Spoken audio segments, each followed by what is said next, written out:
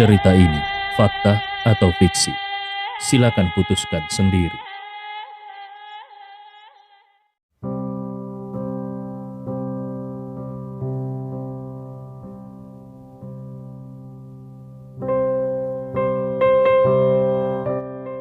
Doni merasa hancur. Dia tahu bahwa dirinya sudah tidak punya harapan lagi. Perjalanan ke Makassar kali ini bukan hanya gagal mengungkap pelaku yang mencelakai putra bungsunya, tetapi malah membawa kehancuran pada dirinya dan putra sulungnya. Anak buah Ibnu Komar dengan cepat mendekat, menangkap kaki kanannya dan memukul dengan keras. Doni merasakan sakit yang luar biasa di lututnya hingga hampir membuatnya pingsan. Dia menggigit giginya erat-erat, berusaha menahan diri agar tidak berteriak. Tetapi rasa sakit itu hanya bisa ditahannya kurang dari 10 detik sebelum dia akhirnya menjerit dan meraung menangis. Ibnu Komar memandang semua ini dengan dingin sambil mengejek. "Keluarga hartawan, siapa kalian hingga berani-beraninya bertingkah di wilayah keluarga Rewa? Ini hanya sedikit hukuman untuk kalian. Kalau kalian berani menyentuh hal yang lebih dalam dari keluarga Rewa akan membinasakan seluruh keluarga hartawan." Kata-kata Ibnu Komar bergema dengan tegas, terutama 6 kata terakhir, membinasakan seluruh keluarga hartawan. Ini membuat Doni gemetar hebat. Sebenarnya apa yang terjadi? Kenapa keluarga Rewa begitu menargetkan dirinya? Dia bahkan tidak punya kesempatan untuk menjilat keluarga Rewa. Kenapa keluarga Rewa begitu membencinya sampai menghukumnya seperti ini? Dia tidak bisa mengerti, sama sekali tidak bisa mengerti. Dia hanya bisa menyalahkan semuanya pada Anto dan 4 orang lainnya yang berkelahi di GX Marion. Tampaknya kehormatan keluarga Rewa memang tidak bisa diinjak-injak dalam bentuk apapun. Bahkan jika hanya membuat masalah di properti keluarga Rewa dan memukul pelayan yang tidak penting, mereka tetap akan dihukum oleh keluarga Rewa. Doni sangat membenci Anto yang terkutuk ini. Ini semua salahnya. Karena ulah Anto, akhirnya dirinya dan anaknya harus ikut terkena imbasnya. Saat ini, dia ingin sekali pergi dan mencekik Anto sampai mati. Tapi dia tahu tidak mungkin dia bisa membunuh di wilayah Ibnu Komar. Akhirnya dia pun memutuskan setelah keluar dari GX Marion, dia akan segera menelpon keluarganya untuk mengirim beberapa ahli dan langsung membunuh Anto dan 4 orang lainnya. Saat ini, Ibnu Komar tiba-tiba berkata dengan dingin, "Kalian punya 10 menit untuk keluar dari GX Marion. Kalau kalian masih berada di sini setelah 10 menit, aku akan mematahkan kaki kalian yang lainnya juga." Doni gemetar dan dengan ketakutan dia segera berkata, "Kami akan pergi. Kami akan segera pergi." Setelah berbicara, dia bergegas mendekati putranya, lalu mencoba membantunya berdiri tertatih-tatih dan menghiburnya. "Nak, ayo kita kembali ke Manado. Ayah pasti akan mencari dokter ortopedi terbaik untuk menyembuhkan kakimu." Alvin juga menangis keras dan dengan bantuan ayahnya, dia berhasil berdiri dengan susah payah dan berkata, "Ayah, apakah kakiku bisa sembuh?" Doni juga tahu bahwa lutut yang sudah hancur total hampir tidak mungkin bisa sembuh sempurna. Bahkan kalaupun diganti dengan sendi buatan, nanti akan ada komplikasi serius. Meskipun tidak menjadi pincang, setidaknya akan menjadi orang cacat yang tidak bisa berjalan normal lagi. Namun, dia tidak bisa memukul mental putranya seperti itu. Bagaimanapun, putranya masih muda. Jadi dia pun berkata, "Bisa, pasti bisa." Mereka tidak berani mengemas barang-barangnya lagi. Dia dan putranya saling mendukung dan berjalan ke pintu kamar Presiden Suite. Saat ini, Ibnu Komar tiba-tiba tersenyum licik dan berkata, "Tunggu." Doni gemetar hebat. Dia berbalik dan bertanya dengan gugup, "Direktur, ada perintah apa lagi?"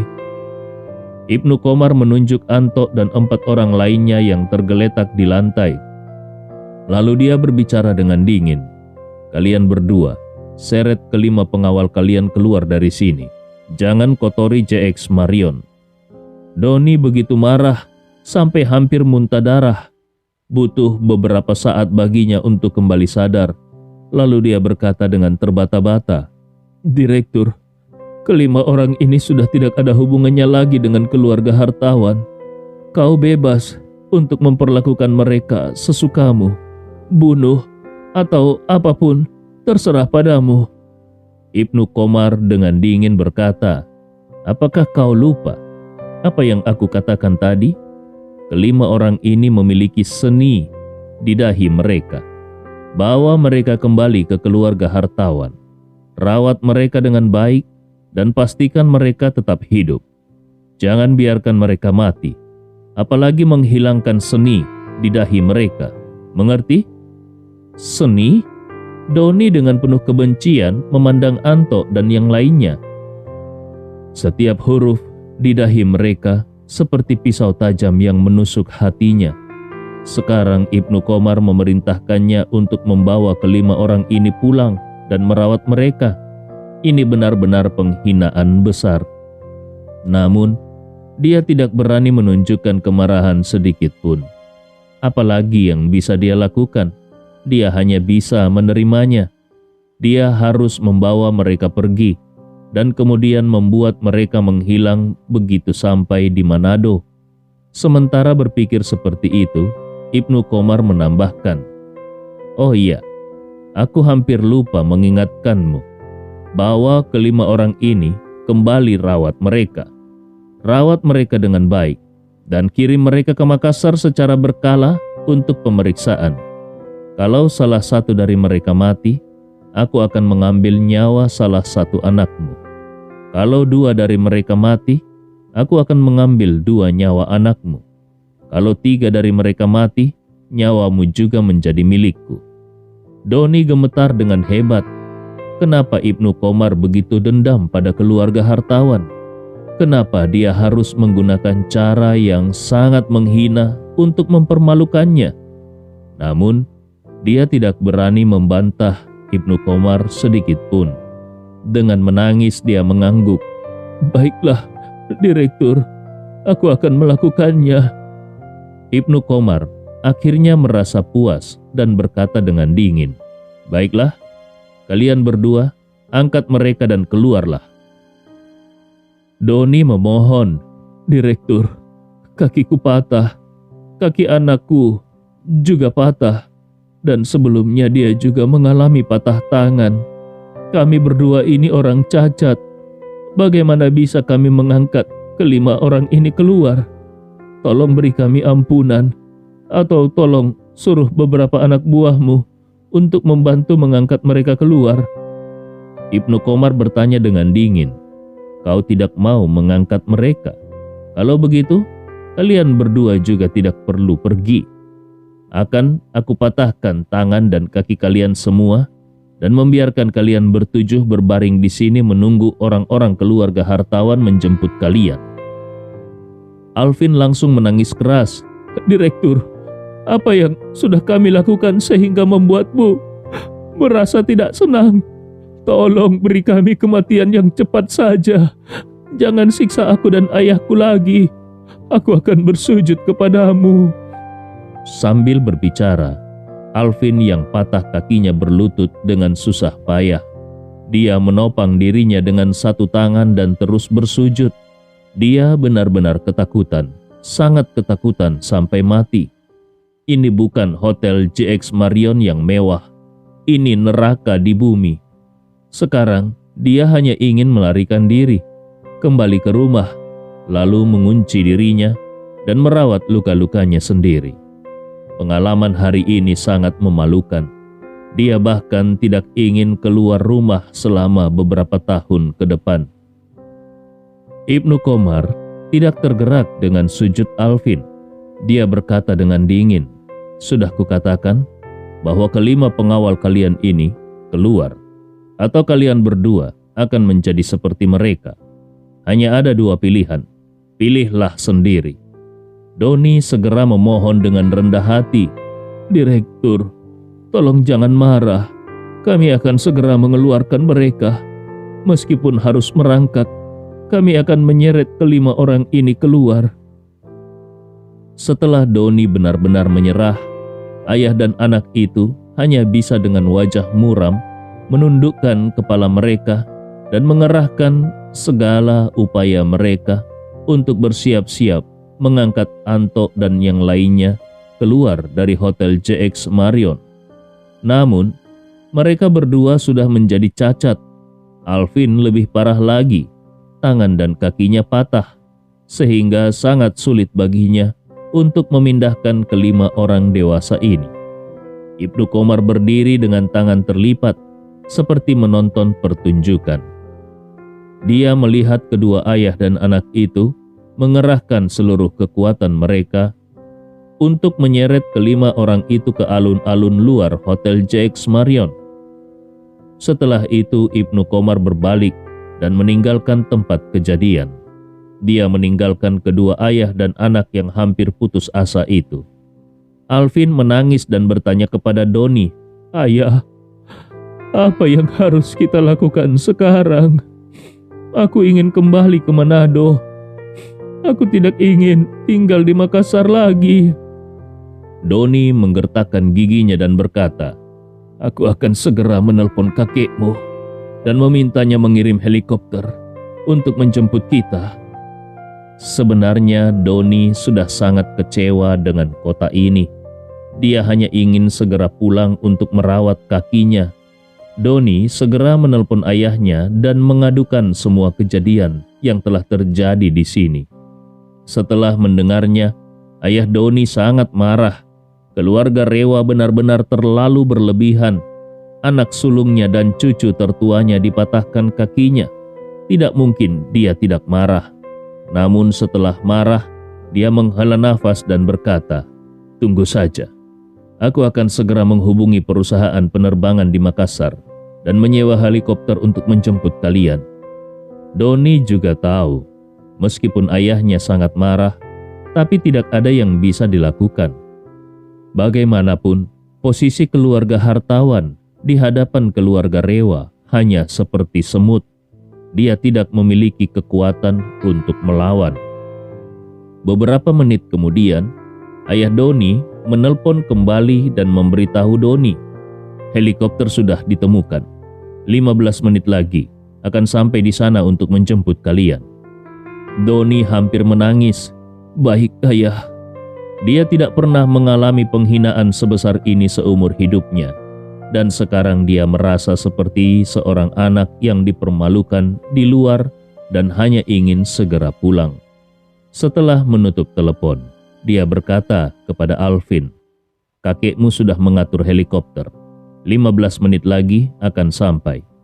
Mendengar ini Alvin menangis dengan keras. Doni memeluknya dan mereka pun menangis bersama. Tak lama kemudian, Edo yang berada di Manado tiba-tiba menelpon Doni. Dia baru saja sadar dan buru-buru menelpon ayahnya.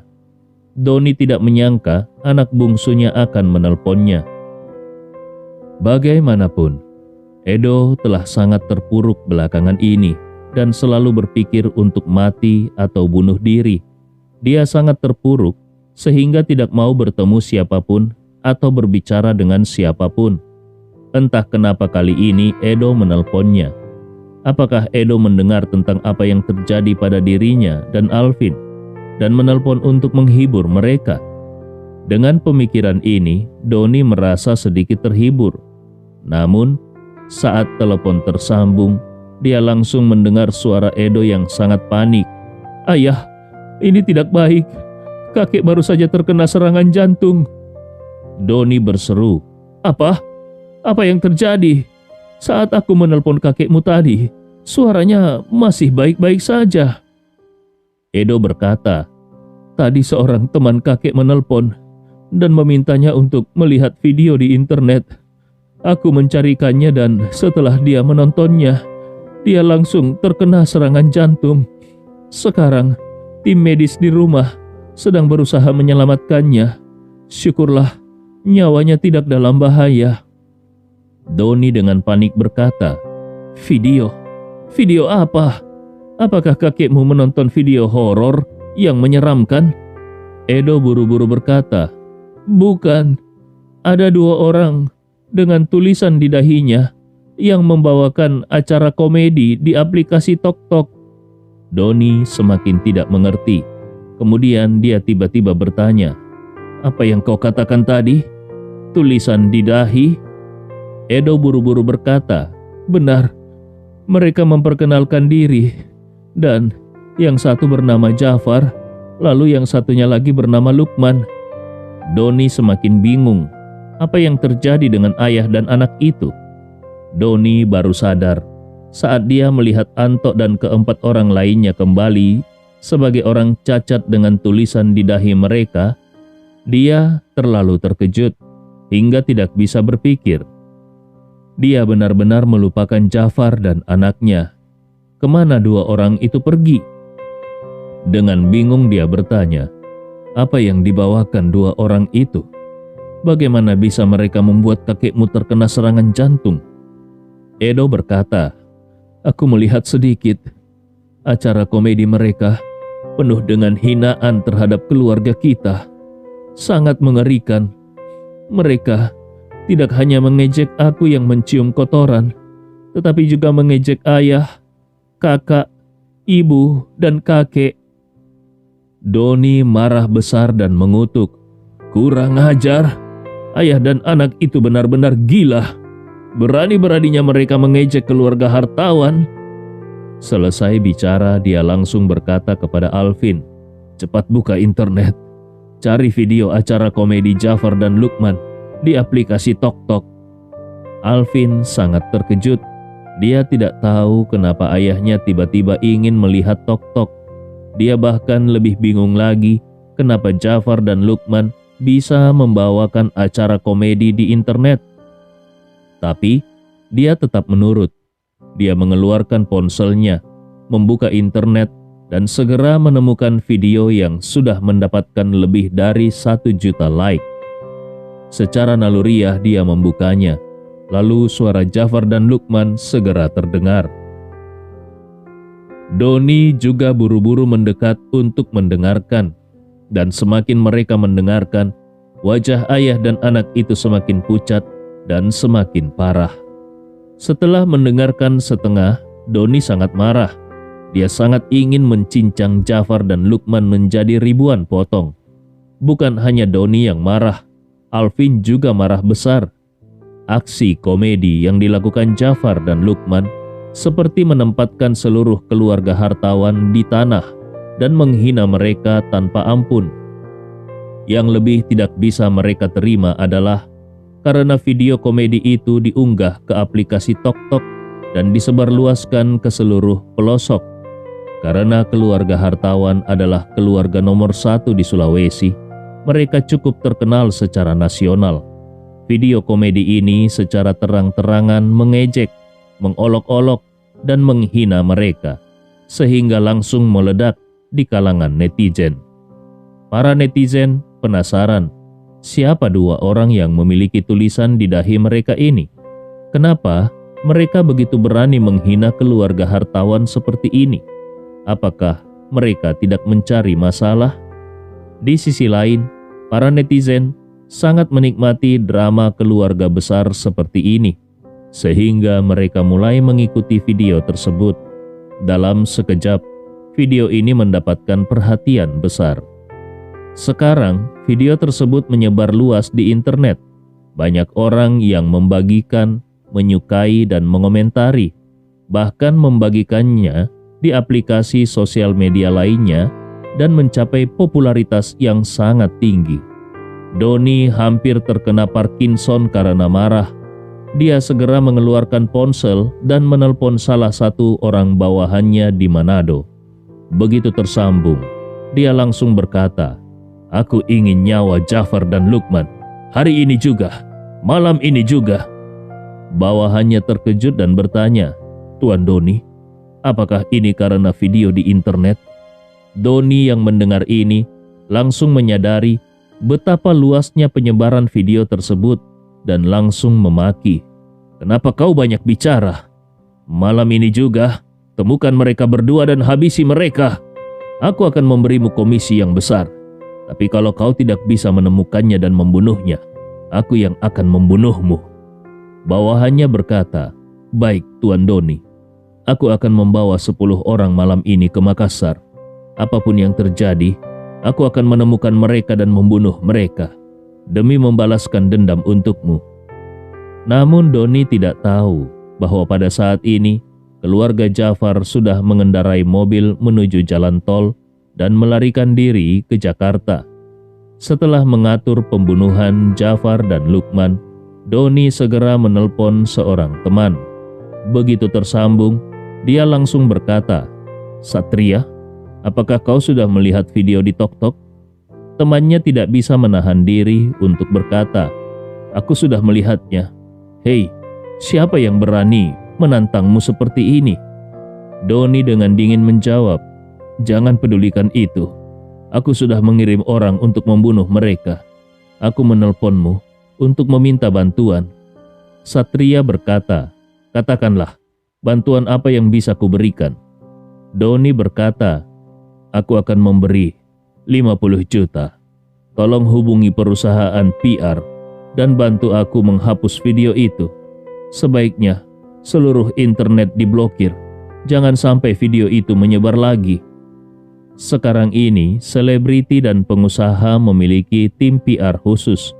Begitu ada berita negatif yang muncul di internet, mereka segera mengeluarkan uang besar untuk menghapus semua berita itu dari internet. Jadi yang terlintas di pikiran Doni saat ini adalah segera mengeluarkan uang untuk menghapus semua video tersebut. Setelah video dihapus, tidak akan ada penyebaran baru, sehingga dalam beberapa waktu netizen akan melupakan kejadian ini. Atau ketika berita besar lain muncul, perhatian netizen akan beralih dan dia akan bebas dari masalah. Satria berpikir sejenak dan berkata, "Doni, dampak dari video tersebut terlalu besar.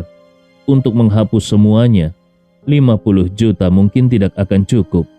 Doni segera berkata, "Kalau begitu, berapa banyak uang yang harus kubayar untuk menghapus semuanya?"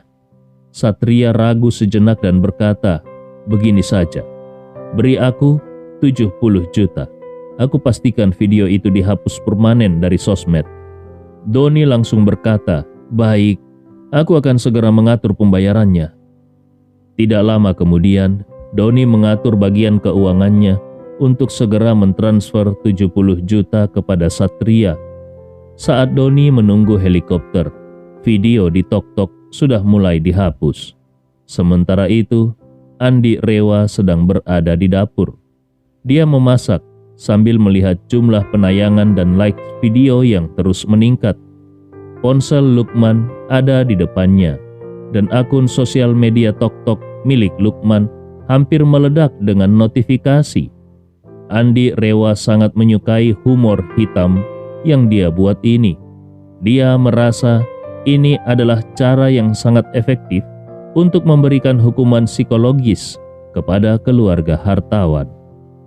Namun, tepat ketika jumlah like di video tersebut melampaui 1,5 juta, akun sosial media milik Lukman tiba-tiba memberikan pemberitahuan. "Akunmu telah diblokir secara permanen karena mengunggah video yang melanggar aturan." Andi Rewa segera mengerutkan keningnya. Apa-apaan ini? Diblokir secara permanen? Dia segera mengambil ponselnya dan mencari video komedi Jafar dan Lukman. Namun, menemukan bahwa video tersebut telah dihapus bersih dari seluruh sosial media. Andi segera menyadari bahwa ini pasti ulah Doni yang menggunakan uang untuk menghapus video tersebut. Andi Rewa tidak menyangka kalau Doni bisa menggunakan cara seperti ini untuk menghentikan penyebaran video. Ini membuatnya menjadi marah. Setelah memikirkannya, dia mengambil ponselnya dan menelpon Sangkala yang berada jauh di Jakarta. Kalau Ibnu Qomar hanya salah satu dari banyak perwakilan keluarga Rewa, maka Sangkala adalah satu-satunya kepala pelayan keluarga Rewa. Dengan kata lain, di seluruh keluarga Rewa, selain orang-orang yang bermarga Rewa, dia adalah orang yang paling berkuasa berikutnya. Saat telepon tersambung, Sangkala langsung berbicara dengan nada penuh hormat. "Puang Andi, sudah lama kau tidak menghubungiku." Andi Rewa mengangguk dan berkata, "Aku menelponmu karena ada sesuatu yang ingin aku minta bantuanmu." Sangkala segera berkata, "Puang, kau terlalu sopan. Aku hanyalah pelayan keluarga Rewa. Apapun yang kau butuhkan, Puang, tinggal perintahkan saja." Andi Rewa bertanya kepadanya, "Bisakah kau membantu membelikan tok-tok untukku?" Sangkala langsung berkata, "Puang Andi, tunggu sebentar. Aku akan menghubungi pemilik tok-tok sekarang juga. Dengan tawaran dari keluarga Rewa, aku yakin mereka tidak akan menolak." Andi Rewa mengangguk dan berpikir di dalam hatinya. Setelah tok-tok dibeli, dia akan menempatkan video komedi tersebut di halaman depan seluruh pengguna tok-tok di negara ini, sehingga setiap kali mereka membuka tok-tok, mereka akan melihat video tersebut. Dia ingin melihat kali ini bagaimana cara keluarga hartawan menghapus videonya. Saat ini Doni belum tahu bahwa Andi Rewa sudah mulai bergerak untuk membeli tok-tok. Dia melihat tok-tok beberapa kali dan setelah memastikan video tersebut memang sudah tidak ada lagi, dia pun akhirnya merasa lega. Namun, kemarahannya terhadap Jafar dan Lukman tidak berkurang sedikit pun. Dia memikirkan detail dari kejadian tersebut. Dia tahu bahwa tulisan brengsek dan menyedihkan sudah ada di dahi Lukman, tetapi Jafar sebelumnya tidak memiliki tulisan di dahinya.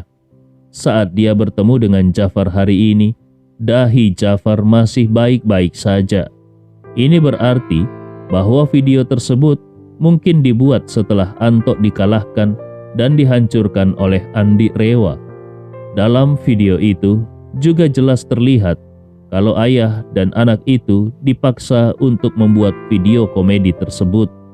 Tapi siapa yang memaksa mereka? Hanya ada satu kemungkinan, yaitu Andi. Memikirkan hal ini, Doni menggertakkan giginya dengan marah dan bergumam, "Andi, aku akan mengambil nyawamu suatu hari nanti. Kalau tidak, aku tidak layak disebut manusia." Saat ini, Doni akhirnya bisa merasa lega karena video sudah dihapus. Dia tidak pernah membayangkan kalau saat ini akhirnya platform tok-tok sudah selesai diperdagangkan dengan keluarga Rewa di Jakarta. Berita ini belum dirilis ke publik, namun pihak keluarga Rewa sudah mulai mengambil alih operasi tok-tok secara keseluruhan. Langkah pertama yang mereka lakukan adalah memulihkan akun Lukman yang diblokir dan mengembalikan video yang telah dihapus dan menjadi viral. Selanjutnya, tim teknis mengatur agar ketika semua pengguna tok-tok di seluruh negeri membuka aplikasi, secara otomatis mereka akan melihat video komedi tersebut sebagai layar pembuka. Doni tidak tahu bahwa situasinya telah berbalik 180 derajat. Saat dia sedang menunggu helikopter datang, tiba-tiba dia menerima telepon dari Edo. Edo berbicara dengan panik di telepon. "Ayah, ada apa ini? Kenapa setiap kali tok-tok dibuka, langsung muncul video komedi itu? Sekarang jumlah like-nya sudah melampaui 2 juta. Aku bertanya pada beberapa orang, dan mereka semua mengatakan bahwa ketika mereka membuka tok-tok, yang muncul adalah video itu." Doni langsung berseru kaget. "Apa? Apakah kau yakin? Aku baru saja mengeluarkan uang 70 juta untuk menyelesaikan masalah ini. Tidak mungkin video itu muncul lagi." Edo berkata dengan yakin. Tentu saja aku yakin. Aku sendiri melihatnya. Dan aku juga bertanya pada beberapa pelayan. Dan mereka semua mengatakan hal yang sama. Ayah, sekarang kita harus bagaimana? Doni dengan wajah hitam berkata, aku akan melihat sendiri apa yang terjadi. Setelah mengatakan itu, dia segera menutup telepon dan meminta Alvin membuka aplikasi TokTok. Ternyata benar, saat TokTok dibuka, yang pertama muncul adalah video komedi Jafar dan Lukman. Doni sangat marah. Dia langsung menelpon Satria. Satria, apakah kau sedang bermain-main denganku? Kenapa video itu muncul lagi? Dan kali ini malah menjadi tampilan default bagi semua pengguna. Satria merasa sangat canggung dan berkata, Tuan Doni, aku baru saja menerima kabar. Ini bukan salahku. Hanya saja, keluarga Rewa di Jakarta baru saja membeli TokTok dengan harga tunai 850 miliar. Pihak TokTok langsung setuju menjualnya dengan nilai itu. Doni marah besar dan berteriak, apa yang kau katakan? Keluarga Rewa membeli TokTok? Satria menjelaskan dengan canggung. Benar, baru saja pihak keluarga Rewa menghubungi pemilik TokTok dan memberikan penawaran pembelian tunai. Melihat tawaran yang tinggi ini dan pembayarannya langsung, mereka tidak punya alasan untuk menolak. Hati Doni dipenuhi kengerian. Apa yang sebenarnya diinginkan oleh keluarga Rewa ini? Bagaimana mungkin keluarga besar seperti itu bisa begitu serius terhadap seseorang seperti dirinya? Bukankah dia hanya menyinggung keluarga Rewa sedikit saja? Anak buahnya memang memukul pelayan keluarga Rewa di Hotel JX Marion. Tapi, apakah perlu untuk membalas dendam sedemikian rupa? Untuk membuatnya malu, mereka bahkan membeli seluruh TokTok. Saat ini, Doni masih enggan percaya bahwa Andi Rewa si penantu miskin memiliki hubungan dengan keluarga Rewa di Jakarta. Di dalam pikirannya, ini adalah dua masalah yang berbeda. Masalah pertama adalah dia menyinggung Andi Rewa si menantu miskin sehingga Andi melukai anak buahnya dan merekam video komedi Jafar dan Lukman. Masalah yang lainnya adalah anak buahnya menyinggung keluarga Rewa dan keluarga Rewa membela pelayan mereka. Doni berpikir kalau semua ini hanya kebetulan. Mungkin keluarga Rewa melihat video tersebut dan ingin menggunakan video itu untuk mempermalukan keluarga hartawan. Saat mereka melihat video itu dihapus, mereka langsung membeli seluruh TokTok. Doni merasa ketakutan. Kalau keluarga Rewa bersedia menghabiskan begitu banyak uang untuk melawan keluarga hartawan, apakah itu berarti mereka berniat menghancurkan keluarga hartawan sepenuhnya? Kalau benar demikian, bukankah keluarga hartawan akan hancur? Saat dia merasa panik, suara gemuruh terdengar dari kejauhan di langit. Helikopter yang diatur oleh ayahnya sudah tiba. Helikopter berat ini cukup besar untuk menampung setidaknya 10 orang. Selain membawa Doni dan anaknya, helikopter ini juga akan membawa 5 orang yang terluka parah, termasuk Anto. Ketika Doni melihat helikopter itu melayang di atas kepala mereka dan perlahan turun, hatinya menjadi sedikit tenang. Baginya, tidak ada yang lebih penting daripada pulang. Masalah besar sekalipun bisa dibicarakan setelah mereka pulang. Namun pada saat ini, Ibnu Komar tiba-tiba keluar dari Hotel JX Marion dengan langkah mantap. Dia diikuti oleh lusinan pengawal berpakaian hitam yang tampak sangat mengintimidasi. Doni melihat pemandangan ini dan gemetar ketakutan. Awalnya dia berpikir, kalau keluarga Rewa tidak mungkin benar-benar ingin merusak hubungan dengan keluarga hartawan, dan mungkin Ibnu Komar hanya bertindak atas kemauannya sendiri. Namun, berita bahwa keluarga Rewa membeli TokTok membuatnya sadar bahwa ini bukan tindakan Ibnu Komar sendiri, tetapi seluruh keluarga Rewa memang menargetkan keluarga hartawan. Karena itu, dia merasa sangat cemas dan terburu-buru menghampiri Ibnu Komar dengan sedikit pincang.